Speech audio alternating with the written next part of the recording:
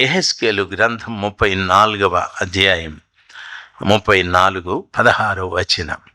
దేవుని ఆత్మ పోగొట్టుకున్న వ్యక్తులను గూర్చి, దేవుని ఆత్మ లేని బిడ్డల్ని గూర్చి ఇక్కడ కొన్ని విషయాలు చెప్పబడ్డాయి. ఆ మాటలు చదువుతాను, వినండి. 34:16 వచనం. చూడండి, నేను 15వ వచనం. నేనే నా గొర్రెలను మేపి పరుండబెట్టెదను. ఇదే ప్రభువగు యెహోవా వాక్కు. నేనే నా గొర్రెలను మేపి పరుండబెట్టేదను. మనం ఎవరిమి? మనమంతా ఎవరు? కొన్ని తోడేళ్ళు ఉన్నాయి ఇక్కడ. గొర్రె చర్మాన్ని కప్పుకున్న తోడేళ్ళు ఉన్నాయి. అవి గొర్రెల్లాగా చర్మం ఉంది, కానీ లోపల స్వభావం ఏమి? తోడేలు స్వభావం. తోడేలు స్వభావం ఏం చేస్తుందో తెలుసా? మందలోనికి దొంగగా ప్రవేశించి ఆ గొర్రెల మెడని బాగా పట్టుకుంటాయి. చూడండి, ఏది బాగా బలిసిందో దాని మెడని పట్టుకొని రక్తం తాగేసి దాన్ని లాగి తన మీద వేసుకొని బయటికి వెళ్ళిపోయి బాగా తినేస్తుంది. తోడేలు స్వభావం. ఎవరిని పట్టుకుంటుందంటే మందలు బక్క వాటిని కాదు, బాగా మేసి బలంగా ఉన్న గొర్రెల్ని. కొంతమంది తోడేళ్ళు సంఘంలో ఎవరిని పట్టుకుంటారంటే, మా పౌలు గారు చెప్తున్నారు, ఎవరు ఆత్మీయంగా ఉన్నారో, ఎవరు దేవుని దగ్గర బాగా ఉపయోగపడుతూ ఉన్నారో, ఎవరు దేవుని కొరకు పనిచేస్తున్నారో వాళ్ళని పట్టుకుంటాయండి ఈ తోడేళ్ళు. పట్టుకొని గొంతు కొరికేసి రక్తము తాగేస్తాయి. గొర్రె చర్మాన్ని కప్పుకున్న తోడేళ్ళు, దయచేసి గమనించాల్సింది, ఆ తోడేలు స్వభావం ఉంటే నువ్వు ప్రభు పనికి అస్సలు పనికిరావు. ప్రభుకి పనికిరావు. దేవుడు వదిలేస్తాడు నిన్ను. బైబిల్ సెలవిస్తుంది దాని స్వభావం. మందలోనికి వచ్చి బాగా బలిసిన గొర్రెల మెడని పెట్టి కొరికి రక్తాన్ని తాగేసి దాన్ని పైన వేసుకొని బయటికి వెళ్ళిపోయి తినేస్తుంది. చాలా మంది ఈ రీతిగా సంఘంలో ఎవరు మంచిగా వాడబడుతూ ఉన్నారో, మంచిగా ప్రార్థిస్తున్నారో, మంచిగా ఉపవసిస్తున్నారో, మంచిగా ఎవరైతే జీవిస్తున్నారో వాళ్ళని టార్గెట్ చేస్తాయి ఈ తోడేళ్ళు. వాటిని టార్గెట్ చేసి వాళ్ళను ఎంత పనికిరాని విధంగా చేయాలనో అంత పనికిరాని విధంగా చేస్తాయి. దయచేసి బైబిల్లో ఒక మాట ఉంది, మోసపోకుడి, దేవుడు వెక్కిరింపబడడు. నువ్వు ఏమి విత్తుకుంటావో అదే కోసుకోండి. ఓ రోజు నీకు కూడా అదే జరుగుతుంది. కాబట్టి మందిరంలో ఉన్నటువంటి వారిని మేపేది ఎవరు? ఆయన అంటున్నాడు, నేనే నా గొర్రెలను మేపి. ఆయన అంటాడు, నేనే గొర్రెలను మేపి అనలేదు, నేనే నా గొర్రెలను మేపి. గొర్రెల్ని మేపుతాడు ఆయన? ఆయన గొర్రెల్ని మేపుతాడు. గొర్రెల్ని మేపుతాడు? కువైట్ గొర్రెల్ని మేపుతాడు. దయచేసి గమనించాలి. మనం తూగుతా ఉంటే మనం ఆయన గొర్రెలా? కాదు. నేనే నా గొర్రెలను మేపుదును అని చెప్పి వాటిని పరుండబెట్టేదను. రాత్రి ఎంతమంది పడుకున్నారు?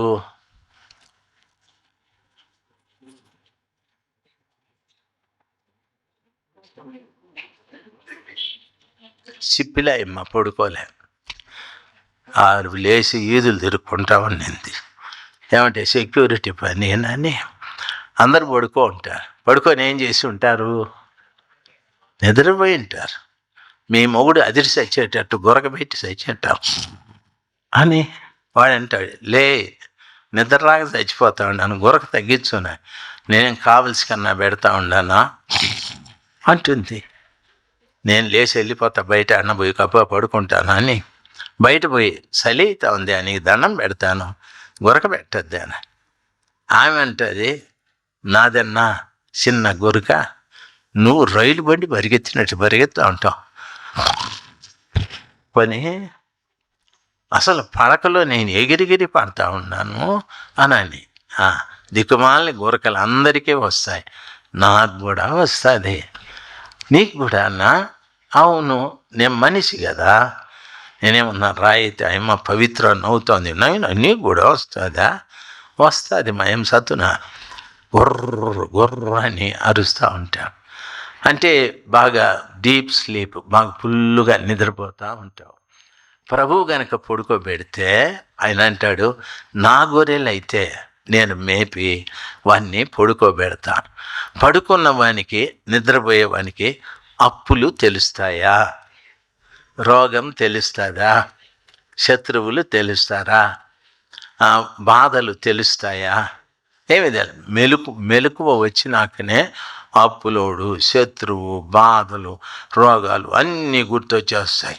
అన్నీ గుర్తొచ్చి వీడు అంటాడు, కడిపి పక్క భలేన వస్తూ ఉంది అంటాడు, రాత్రి కూడా అన్నం తినలేదు అంటాడు. అన్నీ బాధలన్నీ అప్పుడు గుర్తొస్తాయి. దేవుడు ఏం చేస్తాడంటే, నా గొర్రెలను నేను మేపి వాటిని పరుండబెట్టేదను. అంటే నిద్రపోయేటటువంటి వారికి ఎట్లా ఏ బాధలు తెలియవో, ప్రభు మనల్ని పడుకోబెడితే ఈ భూ సంబంధమైన సమస్యలు ఏవి కూడా మనకు గుర్తు రావు. ప్రశాంతమైన జీవితం మనకుంటుంది. మీ నోట్లో నుండి సొల్లు కారిపోయి దిండంతా తడిచిపోయినా అసలు మీకు తెలియనే, గేల పొరపాటున ఇట్లా తిరిగినప్పుడు తేమ తగిలితే ఆయన చీర కొంగ ఎత్తి దుద్ది, శర ఎత్తి దుద్దుకొని మళ్ళా అంత దుద్దినా పోతుందా? చండాలమైన వాసన, చండాలమైన వాసన.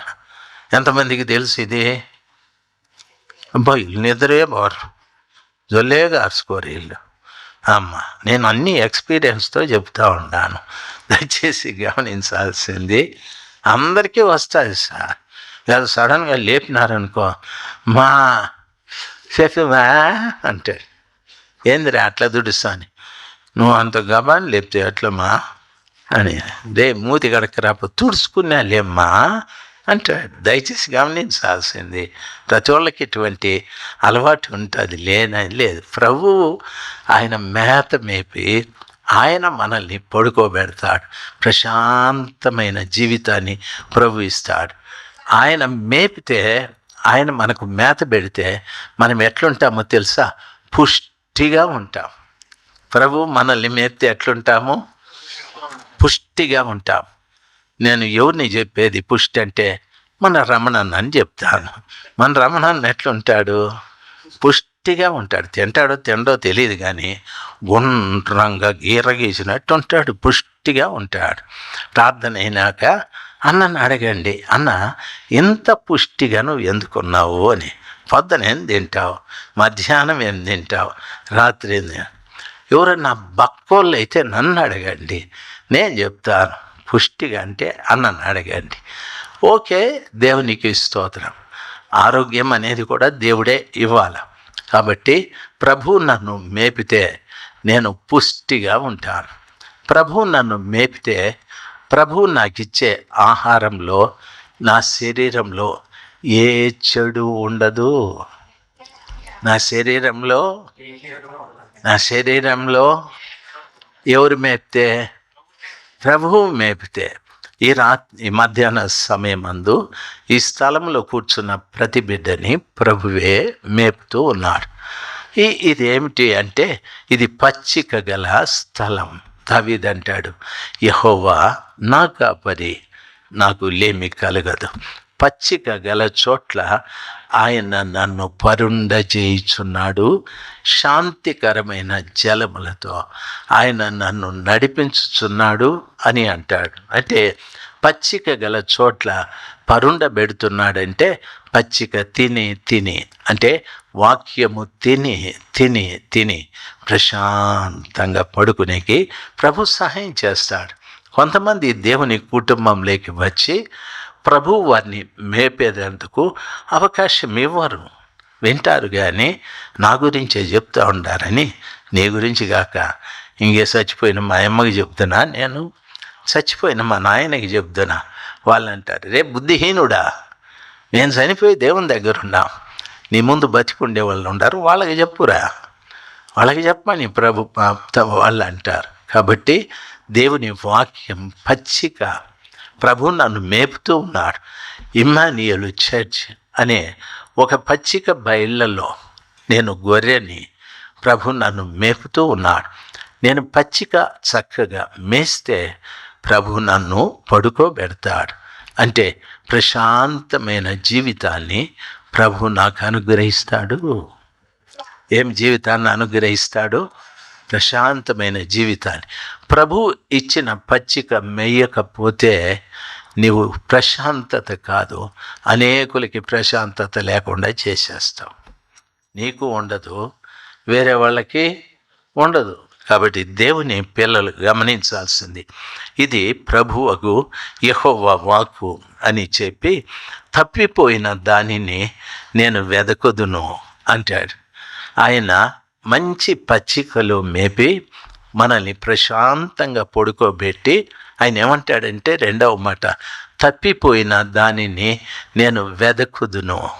నేను మేపేవాడే కాదు, నేను నిన్ను పడుకోబెట్టేవాడే కాదు. ఒకవేళ నీవు తప్పిపోయింటే నిన్ను వెతుకుతాను. హల్లెలూయా, నిన్ను వెతుకుతాను. తప్పిపోయిన గొర్రె గురించి మీకు బాగా తెలుసు. అవునంటారా కాదంటారా?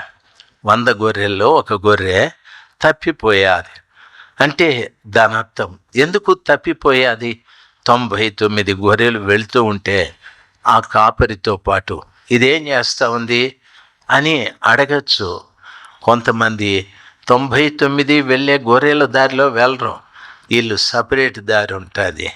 దీన్ని ఏమంటారంటే దొంగ గొర్రె. దీన్ని ఏమంటారు? దొంగ గొర్రె.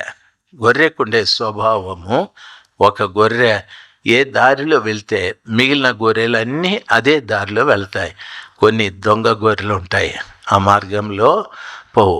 ఇది మొదటిది దొంగ గొర్రె, దొంగ తిండికి ఆశపడ్డటువంటి గొర్రె. అందుకని ఆ చేన్లకి వెళ్ళిపోయాది. కాపరి ఈ గొర్రెలన్నింటినీ తోలుకొని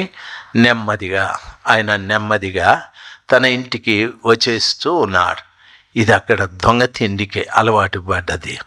చాలామంది ఈ రోజున వాక్యం మీద ప్రీతి ఉండదు, వాక్యం భుజించాలని ఉండదు. పనికిరాని అలవాట్లు, పనికిరాని చేష్టలు, పనికిరాని స్నేహాలు, పనికిరాని మాటలు, వీటి మీద ఎక్కువ ధ్యాస. దయచేసి ఎప్పుడు ఈ దొంగ గొర్రెకి మందను గురించి ఆలోచన ఉండదు. మంద వెళ్ళిపోయిందే, కాపరి వెళ్ళిపోయినాడే, ఇప్పుడు నేను ఎలాగా అనే చింత ఉండదు. తన ఇష్ట ప్రకారంగా. రెండవది, ఇది ఆ రాత్రి ఒంటరిగా ఉంది, భయపడుతూ ఉంది. తానున్నది అడవి మార్గంలో. ఏ సింహమో, ఏ తోడేలో, ఏ నక్కో కుక్కో వచ్చి తను తినేయచ్చు. ఎక్కడో పొదల చాటులో ఉంది. అంటే దాని అర్థం తాను కాపాడుకోవటానికి కాపరితో పాటు వెళ్ళాలి. కాపరిని విడిచిపెట్టేసాది. ఇప్పుడు పొదలోకి వెళ్ళాలి. ముళ్ళ చెట్ల మధ్యలో ఇది ఉంది.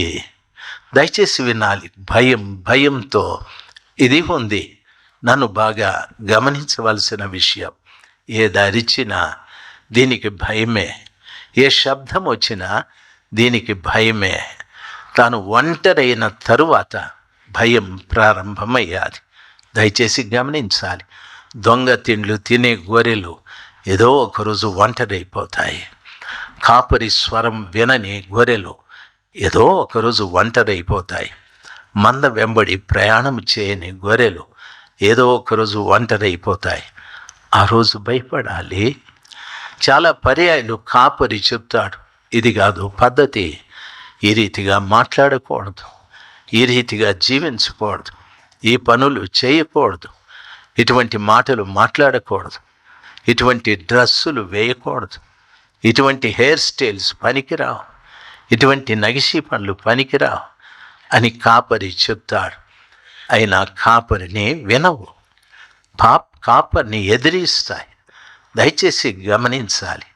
కాపరిని ఎదిరిస్తే వచ్చే నష్టం, కాపరి వెళ్ళిపోతాడు. నువ్వు కూడా ఒంటరి దానివి, ఒంటరి వాడవైపోతావు. ఏ తోడేలైనా తినచ్చు, ఏ సింహమైనా తినచ్చు. అప్పుడు తోడేలు ఎదురుగా నిలబడి, ఏయ్ మా మా మా కాపరి రాజశేఖర్ అంటే అది మూసుకొని ఉండు అంటది. అంటదే లేదా? సింహం వచ్చి అనింది అనుకో, ఏయ్ మా కాపరి రాజశేఖర్ అంటే ఏ షటప్ యువర్ మౌత్ అని అంటదే లేదా? పోనీ మా మా కాపరి రాజశేఖర అనేటట్లు ఉంటావా నువ్వు? నెంబర్ 1, 2 అంతా రన్నింగ్లో ఉంటుంది, పారిపోయి చచ్చిపోతావు. కాబట్టి ఒంటరితనము ఎంత భయంకరమైనదో, ప్రాణభీతితో బ్రతకవలసి వస్తుంది. అయితే కాపరి చాలా మంచివాడు. కాపరి పిలుస్తూ ఉన్నాడు. ఆయనకు కొన్ని పిలుపులు ఆ గొర్రెల్ని పిలిచే అలవాటు. బే అన్నాడు, దీనికి వినిపించింది. ఇది కూడా బే అనింది. గొంతు సరిగా రాలే, భయపడి చచ్చిపోతా ఉంది. మళ్ళా కాపరి అంటాడు, ఏడున్నావమ్మా? బా బా బే అని. ఇది అంటే అది బే అని. బే ఏడున్నాను అంటుంది. ఏడుంది చెప్పు? ఏడుంది రమణ? ముళ్ళ పొదల్లో ఉంది. కాపరి ఆ చుట్టూ తిరుగుతా ఏడ అరిస్తే వస్తూ ఉంది, కనిపించలేదని. బే అంటే ఇది అని ఆయన అనుకుంటాడు. ఏదన్నా కొరికేసిందా దీని గొంతు? ఏదన్నా ఎరకొట్టేసిందా కాలు? ఇట్లా అరిస్తే వస్తూ ఉందని చెప్పి కనిపెడతాడు. కనిపెట్టి బే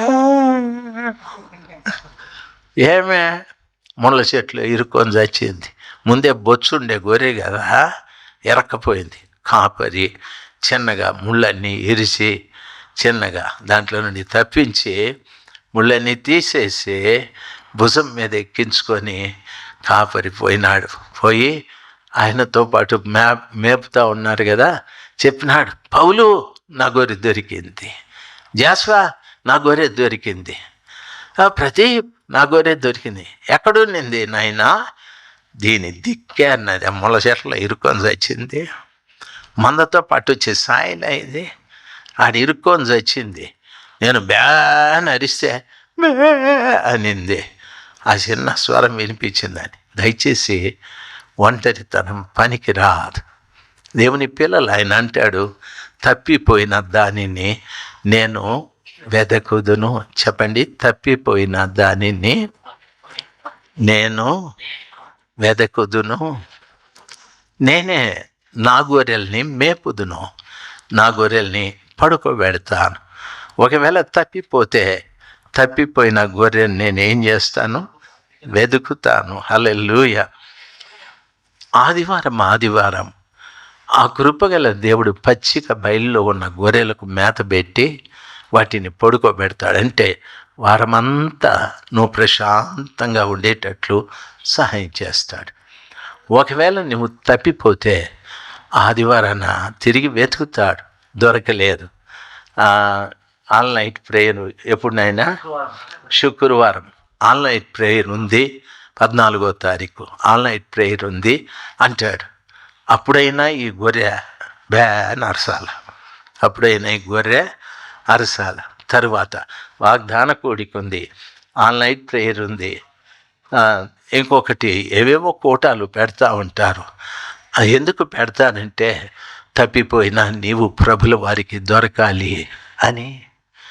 తప్పిపోయినా నీవు ప్రభుల వారికి దొరకాలి అని. దొరికితే ఆయన ఎందుకు తప్పిపోయావని అడగడు, దొరికావని సంతోషంతో నిన్ను భుజముల మీద ఎక్కించుకొని ఆయన వెళ్ళి తన స్నేహితులందరికీ చెప్తాడు, సార్ నా గొర్రె తప్పిపోయింది, ఇప్పుడు దొరికింది సార్, నా సంతోషంతో మీరు కూడా పాలు పంపులు పొందండి అని చెప్తాడు.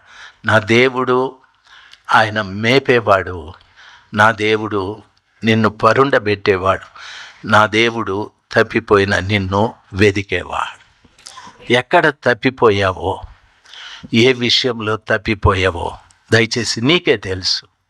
నేను ఎక్కడ తప్పిపోయినానో నాకు తెలుసు. నేను ప్రభుని అడగాలి, తండ్రి ఫలానా విషయంలో నేను తప్పిపోయాను, ఈ పాపంలో నేను చిక్కుకున్నాను. నేను ఎంత ప్రయత్నం చేసినా ఈ ముళ్ళన్నీ నన్ను పట్టేశాయి, గట్టిగా బంధించాయి. మరి ఈ ముళ్ళ పొదల్లోకి ఎందుకు వెళ్ళావురా అంటే, శత్రువులు ఉన్నారు కదా, సింహం ఉంది, తోడేలు ఉంది, ఎలుగుబంటి ఉంది, కుక్క, నక్క, పిల్లి ఎన్నో ఉన్నాయి. ఏదైనా నన్ను చంపేయచ్చు. వాటితో పోరాడటానికి శక్తి నాకు లేదు. వాటి భయం నుండి తప్పించుకోవటానికి ముళ్ళలోకి వెళ్ళాను.